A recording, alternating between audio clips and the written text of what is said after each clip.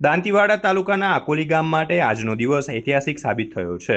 અષાઢી બીજના પાવન પર્વે આકોલીમાં ગૌશાળા અને ચિલ્ડ્રન પાર્કનું ખાતમુહૂર્ત કરવામાં આવ્યું હતું। ગામના 50 વર્ષ જૂના ગૌશાળાના નિર્માણના સ્વપ્નને આજે ગ્રામજનોના સહયોગથી સાકાર કરવામાં આવ્યું છે। ગંગેશ્વર ધામના પૂજ્ય મહંત સદાગીરીજી મહારાજના આશીર્વાદ સાથે ગૌશાળાના ખાતમુહૂર્તની વિધિ સંપન્ન થઈ હતી। આ પ્રસંગે સરપંચ ગોમતીબેન માળીએ પણ એક પ્રેરણાદાયી નિર્ણય લેતા જણાવ્યું હતું કે ગામના બાળકો માટેનો ચિલ્ડ્રન પાર્ક તેઓ પોતાના સ્વખર્ચે તૈયાર કરાવી આપશે।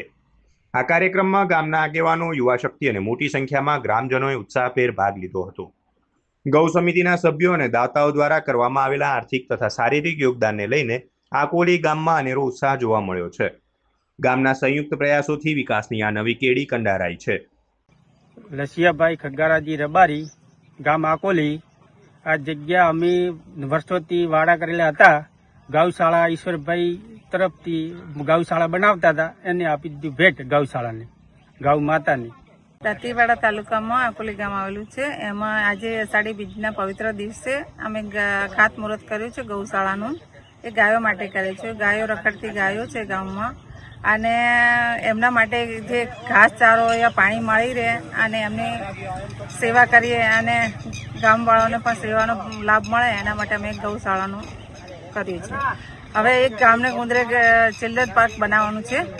એ છોકરો માટે રમત માટે અને જે ઉંમરવાળા લોકો છે એમના માટે બેન્ચીસને પણ વ્યવસ્થા કરી છે, અને એના માટે સરસ રીતે રમે ગમે અને સરસ બધા સુખીથી રહે, અને એના માટે એક ચિલ્ડ્રન પાર્કનું કર્યું છે। અને એ બધું ખર્ચ હું ઉઠાવીશ, ગોમતીબેન માળી, સરપંચ ગામના।